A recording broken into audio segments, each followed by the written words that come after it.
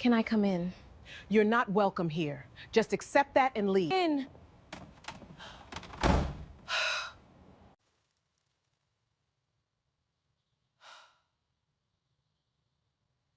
I brought flowers for Mother's Day, but she wouldn't let me in. You're not welcome here. For months later, I bought a house and threw a party. They stormed over yelling, "How dare you pretend to be poor?" My answer silenced them. "Well, let's go. My name is Romalie. I'm 32 and I got a phone call that changed everything. It was from my Aunt Maris, who I hadn't talked to in a few months but always had a good relationship with. "Romalie, honey, I need to talk to you about something," she said, sounding worried. "I had this really disturbing dream last night about your parents. I know you haven't spoken to them in years, but I think you should try to make peace with your family." Aside, my aunt was the only family member I still talked to, and she knew the whole story about why I'd cut contact with my parents and siblings 10 years ago. "Aunt Maris, I don't know if that's a good idea. Please, Romalie, just think about it. Mother's Day is coming up. Maybe that would be a good time to reach out." I didn't really want to do it, but for my aunt's sake, I was willing to consider it. She'd always been good to me, and if it would give her peace of mind, maybe I could try. But to understand why this was such a big deal, I need to go back 10 years. I was 22 and had just graduated college with a degree in investment management. I'd landed my first job at an investment company and was living in a small rented apartment trying to build my career. Then my grandmother died. She was my dad's mom and she'd always been kind to me. When the will was read, it turned out she'd left the family house to her 3 sons, my dad and his 2 brothers, who sold it and split the money. But the really important part was that she'd left $47,000 to each of her 6 grandchildren. My older brother, Tobin, got $47,000. My older sister, Lida, got $47,000. I got $47,000. And my 3 cousins each got the same amount. It seemed fair and equal. 3 days after the will reading, my mom called me. "Romalie, come over for dinner tonight. The whole family will be here." When I got to my parents' house, Tobin and Lida were already there with their serious faces on. I should have known something was up. "Sit down, Romalie," Mom said. "We need to discuss something important. Your sister is getting married in 4 months. That's great. Congratulations, Lida." Lida didn't even smile. "Thanks. But we have a problem. The wedding is going to be expensive." Mom jumped in. "We think you should give your inheritance money to your sister for her wedding."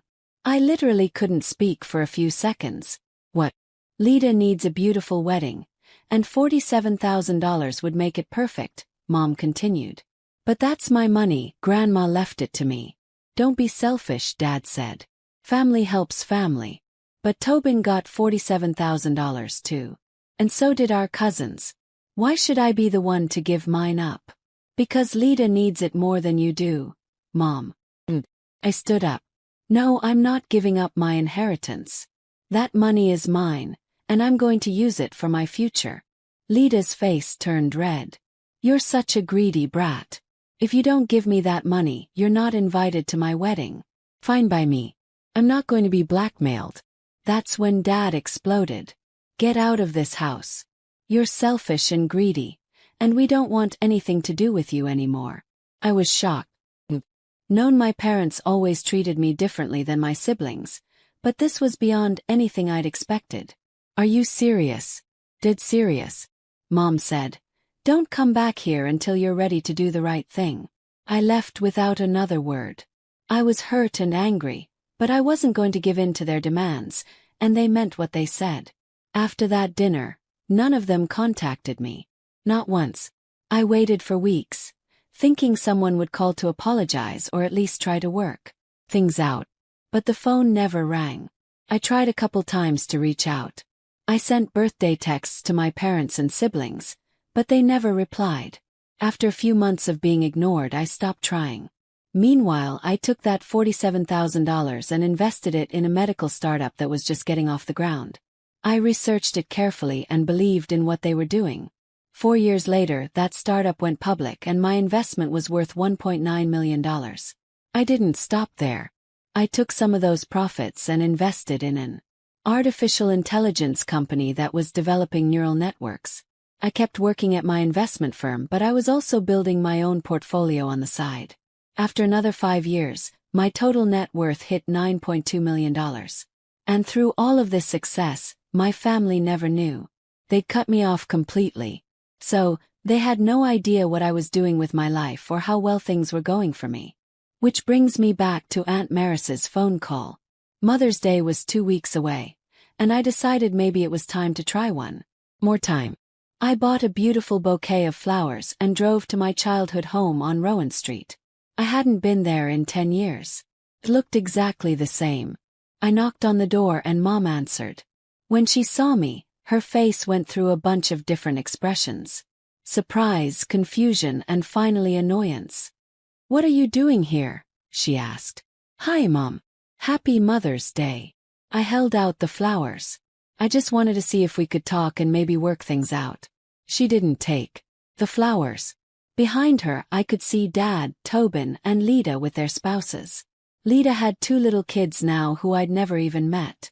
I tried to step forward. "Can I come in?" Mom blocked the doorway. "You're not welcome here. Just accept that and leave."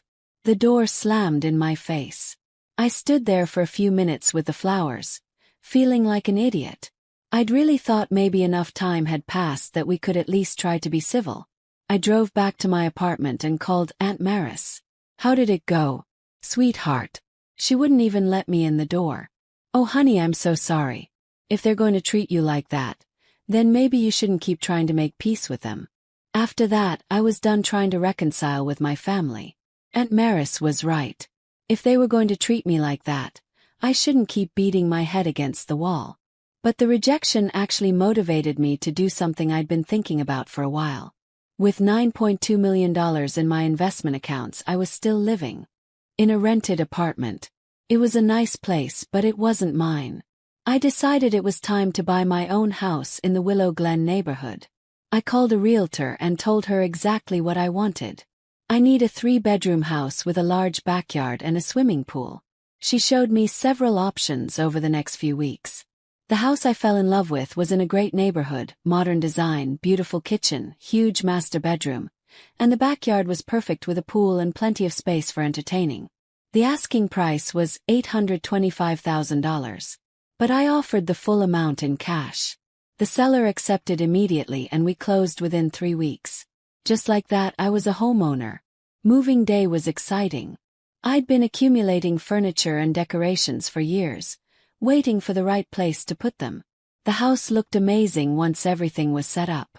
I called Aunt Maris to share the news. "Romalie, that's wonderful. I'm so proud of you." "Thanks. I was thinking of having a housewarming party. Would you like to come see the place?" "Love to." "Nay. Tell some of the other relatives. I know they'd want to see what you've accomplished." "Please do, but Aunt Maris, don't invite my parents or Tobin and Lida. I don't want them there." The housewarming party was set for 4 months after that terrible Mother's Day visit. I invited my friends from work, college buddies, and told Aunt Maris she could bring whichever relative she wanted. The day of the party arrived, and my house filled up with people. It felt amazing to have my own space and share it with people who actually cared about me. My cousins from my dad's side came, the ones who'd also inherited money from Grandma. They were walking through my house with their jaws on the floor. "Romalie, this place is incredible," my cousin Ward said. "I had no idea you were doing so well." "Thanks. I've been working hard and making some good investments." My cousin Noemi pulled me aside. "Can I ask you something?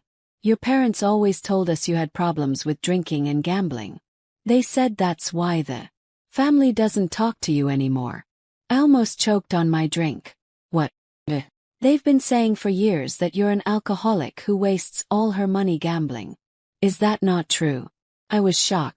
My parents had created this whole fake story about me to explain why we didn't talk. "Noemi, do I look like I have a drinking or gambling problem to you?" She looked around at my beautiful house, at me in my nice clothes, clearly healthy and successful. "No, you definitely don't." "So what really happened?" "It's complicated. Let's just say we had a disagreement about money and leave it at that." I didn't want to get into the whole inheritance drama at my own party. I just shrugged it off and tried to enjoy the evening. The party was going great. Everyone was having fun. The food was delicious. And people kept complimenting me on the house. I was feeling really good about my decision to cut ties with my toxic family and build my own life. Then there was a loud knock at my front door. I opened it and there they were. Mom, Dad, Tobin and Lita, all standing on my doorstep looking furious. "What the hell is this?" Mom demanded, pushing past me into the house. "Why didn't you invite us to your housewarming party?" "Because you wouldn't even let me into your house on Mother's Day. You slammed the door in my face, remember?" Dad was looking around the house with wide eyes. "How did you afford this place? That's none of your business." Mom started yelling. "You've been lying to us all these years. Pretending to be poor when you're obviously rich." The whole party had gone quiet. Everyone was staring at the scene my family was making. "The size of my bank account is not your concern," I said firmly. "I need you all to leave now." But Mom wasn't done. She spotted my relatives and marched over to them. "You need to talk sense into her," she told Ward and Noemi. "Romalie ran away from home and cut off all contact with us for no reason. She's being ridiculous." My cousins looked uncomfortable. They didn't know what to say. "I'm asking you one more time to leave my house," I said loudly. "If you don't go voluntarily, I'm calling the police." After they left, I turned to my guests with a big smile. "Sorry about that drama, everyone. Let's get this party back on track." Most people laughed and went back to enjoying themselves. But I could tell some of my relatives had questions. I didn't want to deal with it right then, so I just focused on being a good hostess. Later, after everyone had gone home, I sat in my beautiful living room thinking about what had just happened. My parents had been telling people I was an alcoholic gambler for 10 years. They'd made me out to be some kind of failure to justify cutting me off. But the minute they saw my house and realized I was successful, suddenly they wanted back in my life. It wasn't about love or family. It was about money. It had always been about money. The next morning my phone started ringing non-stop. I didn't answer any of the calls from my family, but they left voicemails and started sending text messages. Mom's message said, "We know you're a successful investor now. You need to share your money with your family." Lita wrote, "I have a mortgage I'm struggling with. You should help me pay it off." Tobin texted, "My car is falling apart and my wife is pregnant. I need money for a new car." I read all their messages and just shook my head. After 10 years of silence, the moment they found out I had money, they came crawling back with their hands out. I blocked all their phone numbers without responding to a single message. A week later, Aunt Maris called. "Romalie, your parents have been calling me non-stop, trying to get me to pressure you into talking to them. What did you tell them?" "I told them they had their chance when you showed up on Mother's Day with flowers. They blew it. I also told them I think they're only interested now because they found out you have money. You're absolutely right. I'm proud of you for not giving in to them, honey. You deserve so much better." After blocking my family's numbers, I thought that would be the end of it. But I was wrong. They weren't going to give up that easily. A few weeks later, I was coming home from work when I saw a familiar car parked outside my house. My parents were sitting in their old sedan waiting for me. I parked in my driveway and they immediately got out and approached me. "Romalie, we need to talk," Dad said. "No, we don't. I blocked your numbers for a reason." "Come on, honey," Mom said, trying to sound sweet. "We're family. We can work this out. We stopped being family 10 years ago when you kicked me out for not giving Lita my inheritance money. That was a long time ago," Dad said. "We all said things we didn't mean. You meant every word. And the only reason you're here now is because you found out I have money." Mom's fake smile disappeared. "So what if it is? You should be helping your family. That's what family does." Where was this family loyalty when I needed support starting my career? Where was it when I tried to visit on Mother's Day? They didn't have an answer for that. "Leave my property or I'm calling the police." They got back in their car, but I knew this wasn't over. The next week they showed up at my office. I was walking to my car after work when they appeared in the parking lot. Romilly, wait. Tobin called out. Turned around and saw all of them, Mom, Dad, Tobin and Lida, walking toward me. Are you kidding me right now? This is harassment. We just want to talk, Lida said. 5 minutes. I gave you 10 years to talk to me. You chose silence. Now it's my turn. We made a mistake, Mom said. We're sorry. Sorry for what exactly? Sorry for kicking me out. Sorry for ignoring me for 10 years. Sorry for spreading lies about me being an alcoholic gambler. Or are you just sorry that you found out I'm rich? They all looked uncomfortable. We heard about your investments, Dad said. You did really well for yourself. No thanks to any of you. Look, Tobin said. I know things got messed up before, but we're family. Families forgive each other. Families also support each other during hard times. They show up for important moments. They don't make up stories about each other. You people are strangers to me. Please, Romilly, Lida said. And I could tell she was trying not to cry. I'm really struggling with my mortgage payments. You could just help me out a little bit. And there it was. The real reason they were there. Let me get this straight. You didn't invite me to your wedding because I wouldn't give you money. You ignored me for 10 years. You told people I was a drunk and a gambler. But now you want me to help pay your mortgage. I was young and stupid. Lida said. I'm different now. You're exactly the same. The only thing that's different is that you need money. I started walking toward my car. If you don't leave me alone, I'm filing a restraining order against all of you. This is stalking and it needs to stop. That finally got through to them. They stopped following me and didn't show up anywhere else. But the damage was done. I'd been forced to relive all that old pain and anger. Took me a few weeks to get back to feeling normal again. The good news was that my life was going really well outside of the family drama. My investment portfolio kept growing and I'd started dating someone new. His name was Ezra and he was a software engineer I'd met through mutual friends. When I told him about my family situation, he was completely supportive. You don't owe them anything, he said. Just because someone is related to you doesn't give them the right to treat you badly and then expect you to bail them out financially.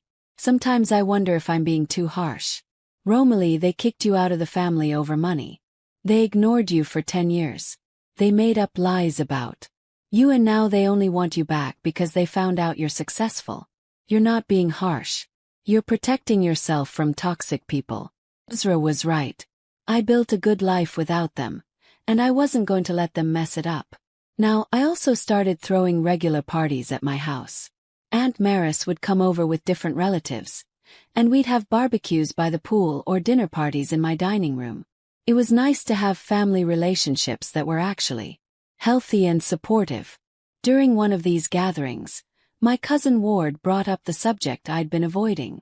Romilly, I have to tell you something. Your parents have been asking me about your parties. What do you mean? They found out from someone that you host these big gatherings. I shook my head. What did you tell him? I told him it wasn't my place to invite people to your house. If they wanted to come, they'd have to ask you themselves. And did they? Well, I think they know you'd say no. I was right about that. After everything they'd put me through, they had to know there was no way I'd welcome them back into my life just so they could enjoy my house and my success. Few months later I got unexpected news. Aunt Maris called me sounding upset. Romilly, I have something to tell you. Your father had a heart attack. My stomach dropped. Is he okay? He's in the hospital, but he's stable. It wasn't too severe. I sat there for a minute processing this information. Despite everything that had happened, he was still my father. Romilly, are you there? Yeah, I'm here. Thanks for telling me. Are you going to visit him? Thought about it. Part of me felt like I should, but another part remembered how they treated me. I don't think so. Aunt Maris, if they wanted me in their lives, they could have called any time in the past 10 years. We made mistakes, but we're family. This could be serious. You made choices. I'm living with the consequences of my choices, and you can live with the consequences of yours. Hung up. Ezra found me sitting in the kitchen afterwards staring at my phone. Everything okay? I told him about the He sat down next to me and took my hand. How are you feeling about it? Conflicted. Part of me thinks I should visit him, but another part of me remembers that they only call when they want something. What do you want to do? I want to protect myself from more hurt. They've made it clear over and over that they don't actually want a relationship with me. They want my money. Then trust your instincts. Dad recovered from his heart attack and life went back to normal. I didn't visit him in the hospital and I didn't feel guilty about it. I'd learned that you can't have a one-sided relationship even with family. 6 months later, I threw my biggest party yet for my 35th birthday. The house was packed with friends, colleagues, and relatives. Aunt Maris had invited some extended family members I hadn't seen in years, and everyone was having a great time. During the party, my cousin Noemi approached me with a strange look on her face. "Romalie, you're not going to believe this. I just got a text from your brother Tobin." "What kind of text?" "He wanted to know if I could take pictures of your party and send them to him. He said, your parents wanted to see how you were doing." I shook my head. Even now, they were still trying to keep tabs on me from a distance. "What did you tell him?" "I told him if they wanted to know how you were doing, they should call and ask you themselves." Good answer. Later that night, after all the guests had gone home, Ezra and I were cleaning up when he asked me something I'd been thinking about myself. "Do you ever regret cutting them off?" I considered the question seriously. "No, I don't. My life is so much better without their drama and manipulation. I have real relationships now with people who actually care about me. Even with everything that's happened, they're still your family. Being related to someone doesn't automatically make them family. Family is about love, support, and respect. These people in my life." Now I gestured around the house. "They're my real family." And that was the truth. Aunt Maris, my cousins, my friends, Ezra. These were the people who celebrated my successes without jealousy, who supported me during difficult times, and who loved me for who I was rather than what I could give them. My biological family had made their choice 10 years ago when they decided money was more important than relationships. I made my choice too. And I was living a happy, successful, peaceful life because of it. 3 years had passed since that disastrous housewarming party confrontation. And my parents had never stopped trying to find ways back into my life. But they'd never once apologized or acknowledged what they'd done wrong. They'd never asked about my life or shown genuine interest in who I'd become. It was always about what they could get from me. I was done feeling guilty about cutting them off. They'd made their choice 10 years ago and I'd made mine. Now I had to live with the consequences of that decision, which honestly had turned out pretty great for me. My investment portfolio had grown to over $14.2 million and I'd gotten another promotion at work. Ezra and I had moved in together and we were talking about getting engaged. My house had become the center of a wonderful social life. I hosted monthly dinner parties, holiday gatherings, and summer barbecues by the pool. Aunt Maris was always there along with my cousins and other relatives who'd become like real family to me. During one of these parties, Ward pulled me aside. "Romalie, I need to tell you something. Your parents have been asking me about your new phone number." "What do you mean?" "They've been calling around trying to find you." I laughed. "Did you give it to them?" "Well, I told them I wouldn't. I hope they got the message." "Think they did. I haven't heard from them in a few weeks." "How are they doing financially?